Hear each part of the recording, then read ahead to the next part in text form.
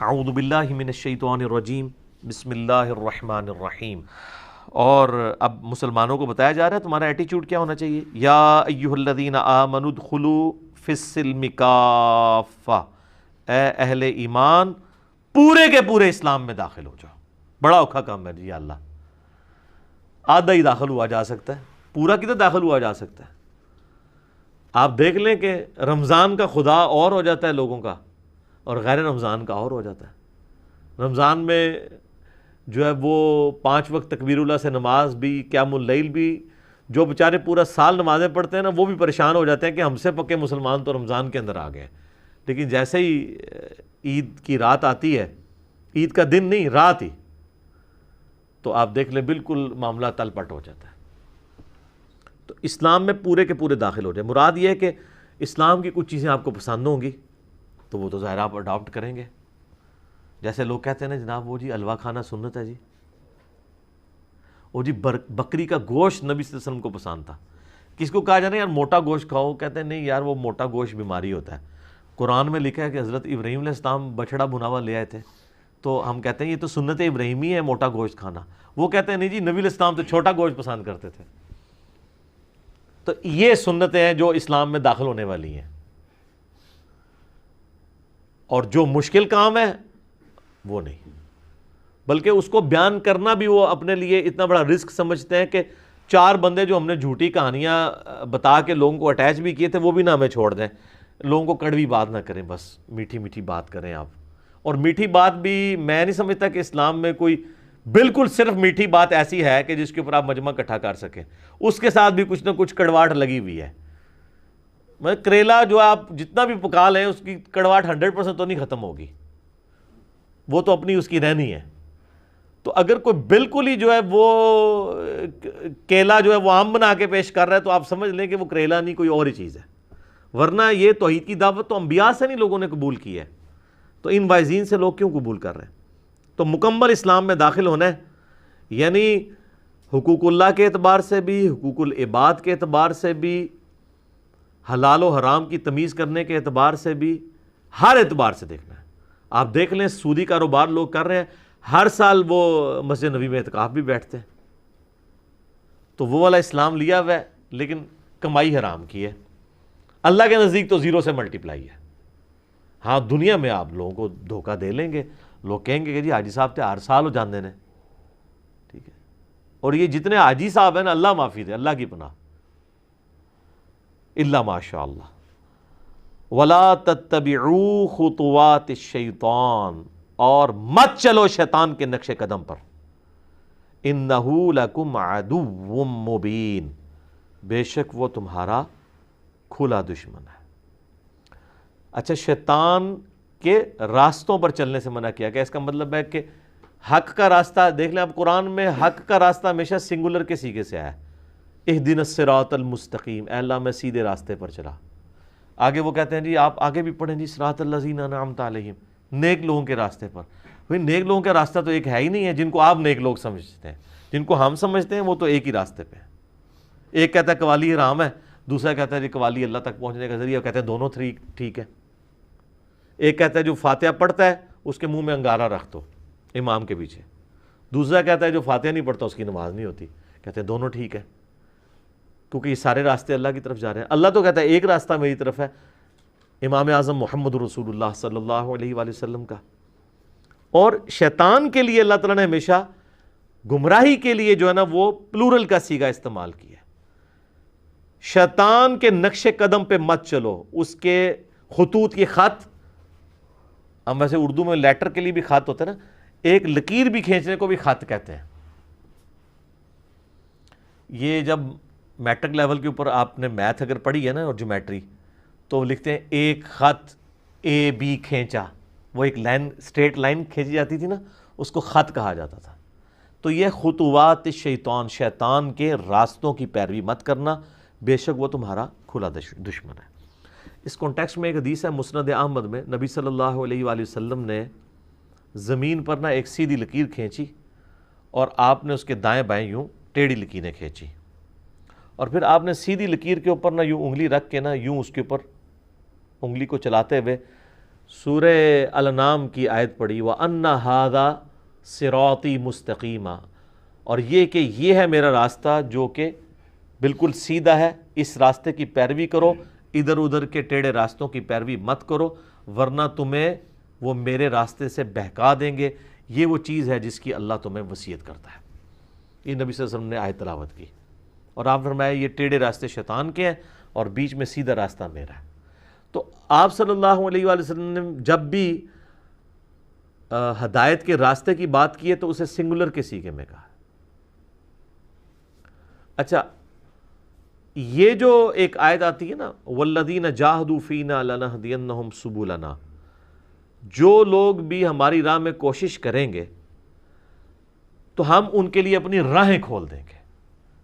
وہاں راہ سے مراد یہ نہیں ہے کہ بھئی ایک راہ کے اوپر فاتحہ پڑھنے والے کی نماز نہیں ہو رہی ہوگی، دوسرے پہ جو نہیں پڑھ رہا ہوگا اس کی نماز نہیں ہو رہی ہوگی۔ یہ راہیں سے مراد یہ ہے کہ جب بھی وہ شخص اللہ کی طرف اخلاص شو کرے گا نا تو کسی طرف بھی وہ چلے گا نا، الٹیمیٹلی اللہ تعالیٰ اسے اپنے تک لے آئے گا۔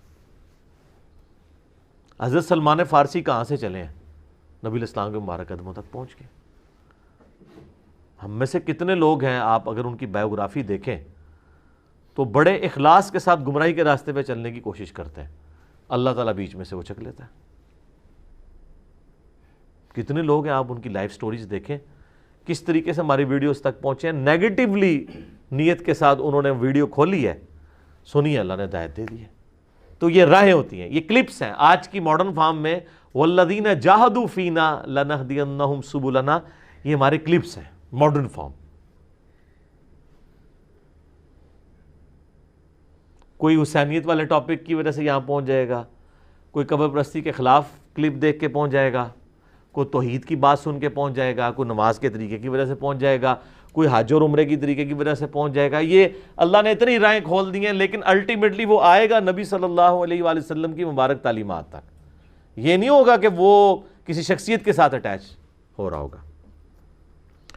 فَإِن زَلَلْتُم مِّن بَعْدِ مَا جَاءَتْكُمُ الْبَيِّنَاتُ، اور اگر تم پھسلنے لگو اس کے بعد کہ تمہارے پاس روشن دلائل آ چکے ہیں، فَاعْلَمُوا، تو پس جان لینا، ان اللہ عزیز حکیم، اللہ بڑا زبردست ہے اور حکمت والا ہے۔ یعنی اس کے اندر دھمکی موجود ہے کہ وحی کے ہوتے ہوئے بھی اگر تم پھر بھی پھسلنے لگے نا تو راہ راست پہ آ جانا، کیونکہ اللہ نے تمہیں وحی کا علم دیا ہوا ہے کتاب و سنت کی شکل میں اپنے پیغمبر کے ذریعے صلی اللہ علیہ وآلہ وسلم۔ اور یہ دھمکی بھی میری یاد رکھنا کہ اللہ تعالیٰ غالب ہے اور حکمت والا ہے۔ کیا مراد؟ غالب ہے، جب چاہے نا چٹکی میں تمہاری گیچی میں روڑ سکتا ہے، لیکن حکمت ہے کہ وہ تمہیں ڈھیل دیتا ہے، شاید تم اس کی طرف پلٹ آؤ۔ یہ اس کی طرف سے جو آپ کو سگنلز ملتے ہیں، ڈھیل ملتی ہے، اور چھوٹی چھوٹی کبھی ایکٹیویٹیز ایسی زندگی میں آتی ہیں جس کی وجہ سے انسان پلٹ آتا ہے اللہ کی طرف سے، تو یہ اللہ کی رحمت ہے۔ هل ينظرون الا ان ياتيهم الله في ظلل من الغمام، کیا یہ اس بات کا انتظار کر رہے ہیں کہ اللہ تعالیٰ جو ہے وہ بادلوں میں سے اتر آئے، والملائکۃ وقضی الامر، اور فرشتے، اور پھر ان کے درمیان فیصلہ کر دیا جائے، یعنی قیامت کے دن کی طرف اشارہ ہے۔ وجاء ربک والملک صفا صفا، جو سورۃ الفجر میں آتا ہے کہ اللہ اور فرشتے قطار در قطار اس زمین پہ اتر آئیں گے، جیسا کہ اللہ کی شان کے لائق ہے۔ اس زمین کے اوپر ہی میدان معاشر قائم ہونا ہے۔ تو اللہ تعالیٰ ہمارے یہ اب قیامت کا انتظار کر رہے ہیں کہ قیامت آئے گی، اللہ آ کے ان کے درمیان فیصلہ کرے گا، پھر انہوں نے حق بات قبول کرنی ہے، بھی اللہ نے جو بتانا تھا وہ بتا دیا ہے۔ یہاں بھی لوگ کہتے ہیں نا وہ جی اگے جا کے پتہ لگ جائے گا کون ٹھیک ہے۔ آگے جا کے پتہ نہیں لگے گا، لگ پتہ جائے گا، کیونکہ آگے سے واپس نہیں نہ آ پا سکتے۔ تو اللہ تعالیٰ تو یہ کہہ رہے کہ تم قیامت کے دن کے انتظار میں بیٹھے ہو کہ اس دن فیصلہ ہوگا، تو اس دن پھر کیا ہوگا؟ پھر تو فیصلہ ہی ہو جائے گا، وقضی الامر۔ یہ فیصلہ نہیں ہوگا کہ ہاں جی حضرت صاحب اب دنیا میں دوبارہ تشریف لے جائیں اور اب آپ جا کے رفع دین سے نماز شروع کر دیں، ٹھیک ہے، پچھلی پول چوک معاف، نہ اس طرح نہیں ہونا، فیصلہ ہو جانا ہے۔ وَإِلَى اللَّهِ تُرْجَعُ الْأُمُورُ، اور ہر کام کو لوٹ کے بالآخر اللہ ہی کی طرف آنا ہے۔ سل بنی اسرائیل کم آتیناہم من آیۃ بینہ، بنی اسرائیل سے پوچھ لیجئے کہ ہم نے ان کو کتنے روشن دلائل دیے تھے۔ وہ سورۃ الاعراف میں آگے چل کے آئے گا، 9 بڑے بڑے معجزات تھے، جن میں سے 2 بڑے معجزات تھے، ایک تو عصا کا اژدہا بن جانا، اور دوسرا ید بیضا کا، یعنی وہ اپنی بغل میں سے گریبان سے ہاتھ نکالتے تھے، سورج کی طرح روشن ہو جاتا تھا. اتنے بڑے بڑے معجزات دیے. وَمَن يُبَدِّلْ نِعْمَةَ اللَّهِ مِن بَعْدِ مَا جَاءَتْهُ فَإِنَّ اللَّهَ شَدِيدُ الْعِقَابِ. اور جو کوئی قوم بدل دے اللہ تعالیٰ کی نعمت کو بعد اس کے کہ اس کے پاس آ چکے، تو اللہ تعالیٰ اس قوم کو سخت عذاب دینے والا ہے. یعنی یہ نعمت ہی تھی نا، انبیاء کی زندگی، ان کے سامنے ہونا، انبیاء کے معجزات، کتابیں. اس کے باوجود بنی اسرائیل نے جب پیغمبروں کی تعلیمات سے روگردانی کی تو اللہ تعالیٰ نے پھر ان سے چیزیں چھین لیں، تباہ و برباد کر دیا، قیامت تک کے لیے ان پہ مسلط کر دی رسوائی.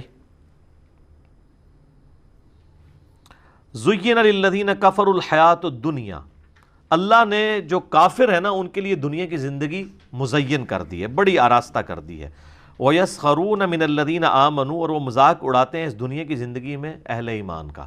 وہ پارہ نمبر 30 میں آگے چل کے آئے گا، پھر قیامت والے دن اہل ایمان ان کا مذاق اڑا رہے ہوں گے، جس طرح دنیا میں یہ اہل ایمان کا مذاق اڑایا کرتے تھے. وَالَّذِينَ اتَّقَوْا فَوْقَهُمْ يَوْمَ الْقِيَامَةِ. جبکہ پرہیزگار قیامت والے دن ان کے اوپر ہوں گے. دنیا میں تو ٹھیک ہے، اگر کسی نے بظاہر کوئی مفلسی کی زندگی گزار لی یا تکلیف کی زندگی گزاری، ایمان پر قائم رہا، حلال و حرام کا فرق کرتا رہا، تو الٹیمیٹلی جو ہمیشہ کی زندگی ہے وہ تو اہل ایمان کو ملنے والی ہے.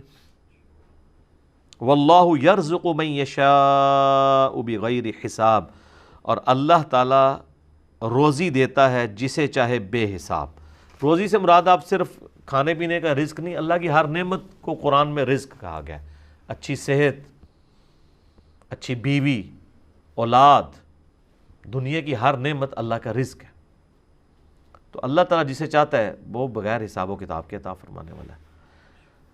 اچھا، یہ اگلی آیت آپ دیکھ رہے ہیں، ایک طویل آیت آ رہی ہے، 213 نمبر آیت سورۃ البقرہ کی. یہ آیت الاختلاف ہے.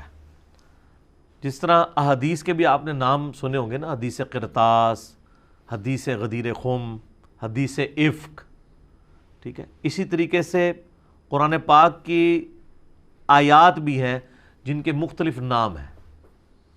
جیسے میں نے بتایا تھا سورۃ البقرہ میں آئی ہے آیت الآیات، اللہ کی نشانیوں والی ایک آیت. آیت البر، جس میں نیکی کا فلسفہ بیان ہوا تھا. یہ آیت الاختلاف ہے کہ یہ اختلاف جو ہے یہ بعد میں ہوا ہے. پہلے امت ایک ہی ٹریک کے اوپر تھی، مراد انسانیت. کان الناس امۃ واحدہ. ابتدا میں تو سب کے سب لوگ ایک ہی ملت کے اوپر تھے، یعنی ایک اللہ کے ماننے والے تھے، موحد تھے. فبعث اللہ النبیین مبشرین ومنذرین. اب اس میں معذوف ہے کہ جب اختلاف پیدا ہوا لوگوں کے اندر تو پس اللہ نے بھیجا انبیاء کو خوشخبری دیتے ہوئے اور ڈر سناتے ہوئے. خوشخبری اہل ایمان کے لیے اور ڈر جو ہے نافرمانوں کے لیے. وَأَنزَلَ مَعَهُمُ الْكِتَابَ بِالْحَقِّ. اور پھر اللہ نے انبیاء کو صرف بھیجا نہیں بلکہ ان کے ساتھ کتابیں نازل کی پرپزفل، بامقصد. لِيَحْكُمَ بَيْنَ النَّاسِ فِي مَا اخْتَلَفُوا فِيهِ. تاکہ لوگوں کے درمیان فیصلہ کر دیا جائے اس معاملے میں جس میں وہ اختلاف کیا کرتے تھے. لیکن اب اللہ نے تو کتاب بھیج دی کہ بھئی یہ سلوشن ہے، اس کو آپ نے فالو کرنا ہے. وَمَا اخْتَلَفَ فِيهِ إِلَّا الَّذِينَ أُوتُوهُ مِن بَعْدِ مَا جَاءَتْهُمُ الْبَيِّنَاتُ بَغْيًا بَيْنَهُمْ. اور کسی نے اختلاف نہیں کیا مگر بسبب اس کے کہ ان کے پاس روشن دلائل بھی آ چکے تھے اللہ تعالیٰ کی طرف سے وحی کے علم کی شکل میں. تو اس کی صرف ایک وجہ تھی، بغیم بینہم، آپس کی ضد کی وجہ سے. ضد یہ کہ میں اس کے پیچھے کیوں چلوں، یہ میرے پیچھے چلے. ارج ٹو ڈومینیٹ، جسے ایڈلر کی سائیکالوجی میں کہا گیا. نبی علیہ السلام کی بھی مخالفت جو یہود و نصارہ نے کی ہے وہ اسی وجہ سے کہ ہم ان کے پیچھے کیوں چلیں. اندر کا جو تھا نا ایک چودراہٹ، وہ نہیں مرتی تھی. لیکن مخلص لوگ بھی ہیں جن کو اللہ ہدایت دیتا ہے. فَهَدَى اللَّهُ الَّذِينَ آمَنُوا لِمَا اخْتَلَفُوا فِيهِ مِنَ الْحَقِّ بِإِذْنِهِ. پس اللہ نے ہدایت بخشی انہیں جو ایمان لائے تھے ان سچی باتوں پر جن میں وہ اختلاف کیا کرتے تھے اپنی توفیق سے. جس میں وہ ایمان لانے سے پہلے جن معاملات میں جھگڑا کرتے تھے، اللہ تعالیٰ نے جو واقعی مخلص لوگ تھے ان کو وحی کے ذریعے ہدایت دے دی اپنے اذن کے ساتھ. واللہ یہدی من یشاء الی صراط مستقیم، اللہ تعالیٰ جسے چاہتا ہے سیدھے راستے کی طرف رہنمائی دے دیتا ہے. ایک یہ ترجمہ بھی ہے، ایک ترجمہ یہ ہے کہ اللہ تعالیٰ یہدی من یشاء ہدایت دیتا ہے جو چاہے کہ اسے ہدایت دی جائے، الی صراط مستقیم سیدھے راستے کی طرف. یہ دونوں معنی بیک وقت درست ہیں. اس کو سپورٹیو وہ بھی ہے نا، والذین جاہدوا فینا لنہدینہم سبلنا، جو لوگ ہماری راہ میں کوشش کریں گے ان کے لیے ہم اپنی راہ کھولیں گے. تو جو واقعی کوشش کرے گا تو اللہ اس کو ہدایت دے دے گا. اللہ اکبر. یہ بڑی سخت آیت آ رہی ہے، اسی پہ آج کا درس کنکلوڈ کرتے ہیں. ام حسبتم ان تدخلوا الجنہ، کیا تم نے یہ گمان کر لیا کہ تمہیں ویسے ہی جنت میں داخل کر دیا جائے گا؟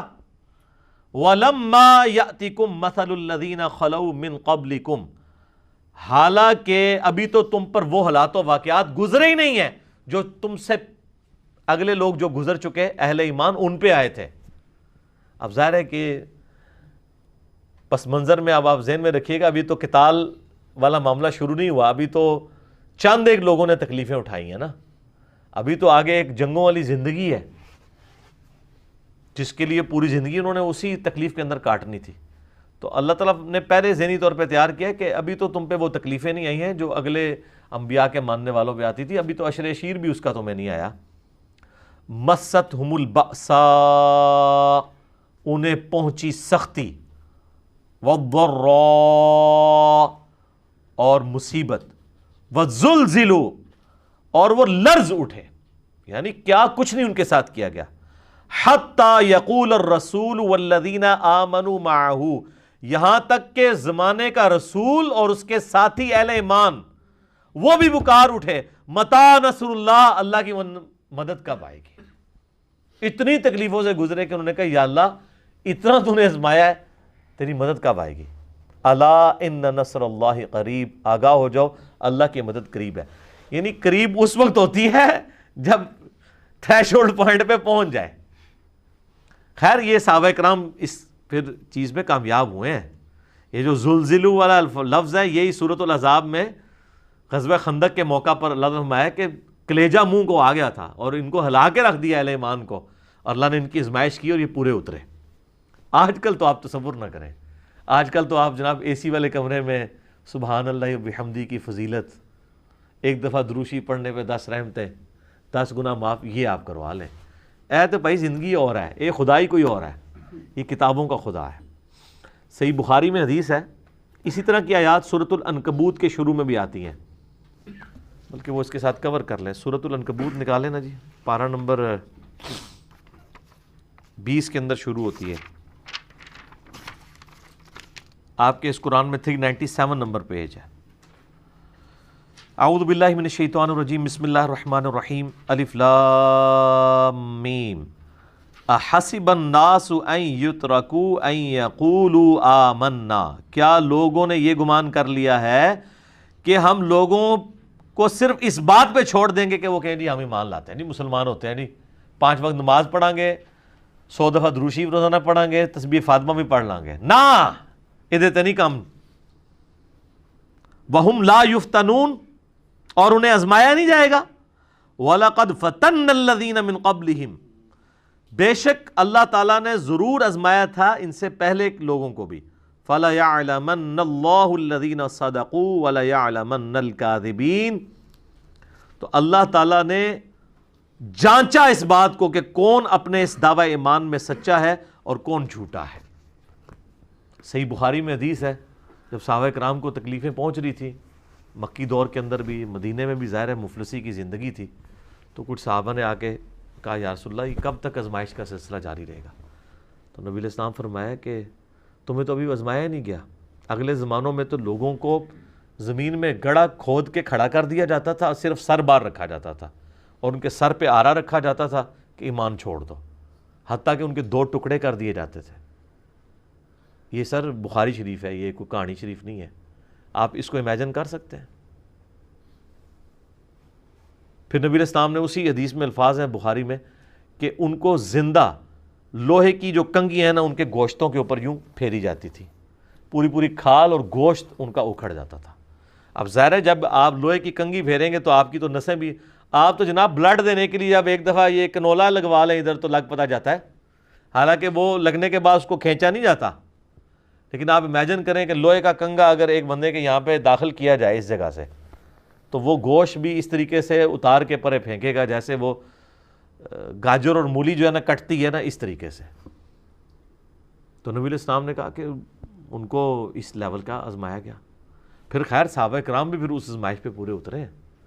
اب دیکھ لیں نا حضرت عمار ابن یاسر کے والد حضرت یاسر، ان کی والدہ سیدہ سمیہ کو کن کن تکلیفوں سے گزارا گیا۔ حضرت خباب کو لوہے کے اوپر یعنی کوئلوں کے اوپر لٹایا جاتا تھا، حضرت بلال حبشی کو تپتی ہوئی ریت کے اوپر اور پھر سینے کے اوپر پتھر رکھ دیا جاتا تھا۔ تو یہ ساری تکلیفوں سے ان کو گزرنا پڑا ہے۔ تو یہ جو لوگ دعویٰ کرتے ہیں نا جی تیرے ہوتے جنم لیا ہوتا، نبی علیہ السلام کی زیارت کرنے سے کوئی صحابی نہیں یہ بن گئے ہوئے، صرف انہوں نے جو تکلیفیں کاٹی ہیں وہ ہم لوگ امیجن بھی نہیں کر سکتے۔ اور انہی تکلیف کی وجہ سے جو لوگ منافقین تھے ان کا یعنی نفاق کھل گیا، وہ ایمان قبول کرنے کے لیے تیار نہیں ہوئے۔ کافروں کو آپ دیکھیں تو میں تو اکثر کہتا ہوں کہ ابو جہل کو تو کلمے کی سمجھ آ گئی تھی کہ کلمے کا مطلب ہے کہ میری مرضی نہیں چلے گی اب، تو اس نے کہا میں نہیں پڑھتا، میں نے تو اپنی مرضی کی زندگی گزارنی ہے۔ واللہ اگر اسے یہ پاکستان کے شناختی کارڈ والی آفر دی جاتی نا کہ صرف کلمہ پڑھ لے باقی جو مرضی کر، کوئی مسئلہ نہیں، اپنی مرضی زندگی گزار، تو اس نے آفر قبول کر لینی تھی۔ اور اسی چیز کو منافقت کہا جاتا ہے۔ اس لیے آپ دیکھیں گے قرآن میں اللہ تعالیٰ کا غصہ اگر 10% ہے نا کافروں کے اوپر تو 100% منافقین کے اوپر ہے۔ حتیٰ کہ سورہ نساء میں 80 سے زیادہ آیات منافقین کے اوپر آئیں گی، اور اس کا کلائمیکس ہے وہ اللہ تعالیٰ فرماتا ہے کہ منافقین دوزخ کی سب سے نچلی گھاٹی کے اندر ہے، کافروں سے بھی نچلی گھاٹی میں، کیونکہ وہ چاہتے ہیں کہ دنیا بھی ہم اپنی مرضی کی گزاریں اور آخرت بھی۔ ایسے تو نہیں ہو سکتا، دو میں جہانی مٹھے باؤ، اس طرح نہیں ہو سکتا۔ جب آپ اللہ کے لیے زندگی گزاریں گے تو آپ کا دنیا کا نقصان ہوگا، اور اگر آپ کا دنیا کا نقصان نہیں ہو رہا، ہر چیز بڑی ہیپی ہیپی چل رہی ہے، بلکہ جب سے دین پہ چلے ہیں تو اللہ کا فضل و کرم ہی ہو گیا ہے، تو یہ سمجھ لیں آپ دین کے اوپر کو نہیں چل رہے۔